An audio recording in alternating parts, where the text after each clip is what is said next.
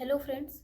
तो जो page wise days में डिवाइड करके जो मैंने आपको टारगेट दिया है, उस टारगेट में कुछ टॉपिक्स छूट गए हैं।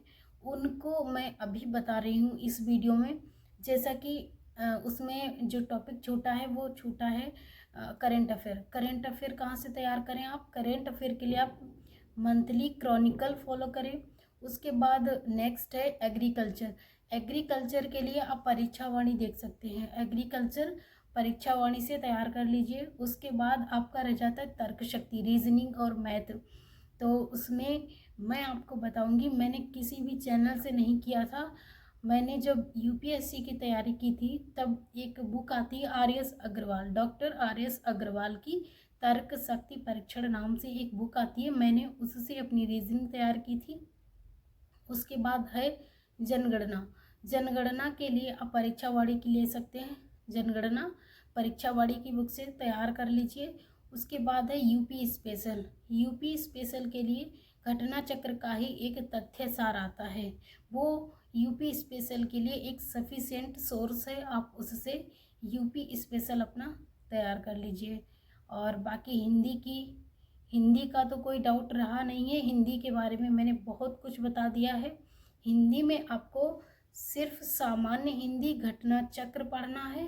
उसके अलावा मात्र एक ऑथेंटिक बुक पढ़नी है।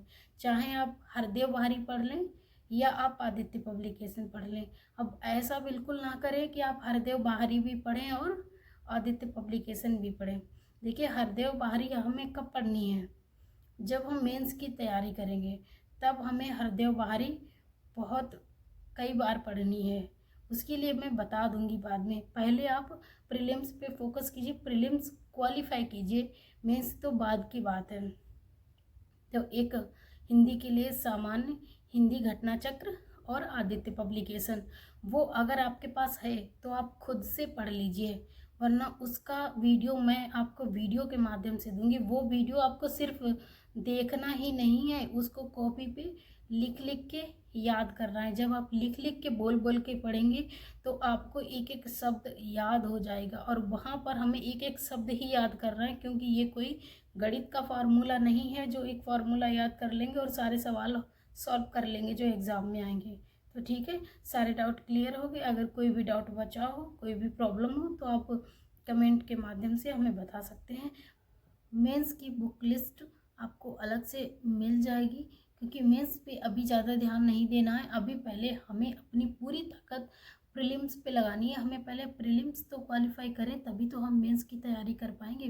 तो अभी आप अपना पूरा फोकस प्रीलिम्स पे ही दें। लेकिन कुछ चीज़ें ऐसी हैं जो हमें मेंस की प्रीलिम्स के साथ में लेकर चलनी है। जैसे जो हिंदी में 6 टॉपिक प्रीलिम्स में आते हैं, उसी में से एक टॉपिक हटा दिया जाता है। 5 टॉपिक आते हैं मेंस में। वो तो हमारे ऑलरेडी तैयार हो रहे हैं। लेकिन मुहावरे और लोकोक्तियाँ जो प्रीलिम्स में नहीं आते हैं, मेंस में आते हैं, वो हमें अलग से पढ़ने हैं। उसके अलावा मेंस में पर्यायवाची का एक टॉपिक हट जाएगा। तो ये तो हिंदी तो हमारी तैयार होती चल रही है। प्रशासनिक शब्दावलियाँ हमें अभी से तैयार करते हुए चलना है। और हिंदी से अंग्रेजी बनाने के लिए कुछ शब्द आते हैं और अंग्रेजी से हिंदी बनाने के लिए शब्द आते हैं। ये भी हमें पढ़ते हुए चलना है। उसके लिए निबंध को भी हमें अभी से तैयार करते हुए चलना। लिखना नहीं है निबंध, उसमें ज़्यादा समय नहीं हमें गंवाना है, उसको पढ़ना है।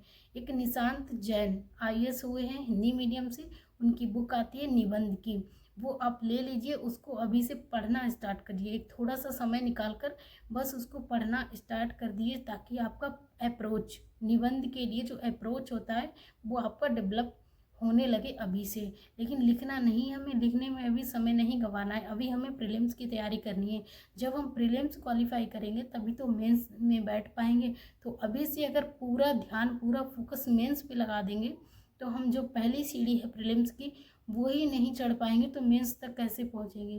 तो ठीक है, अभी के लिए इतना ही। आगे कोई भी डाउट हो तो कमेंट के माध्यम से दीजिएगा।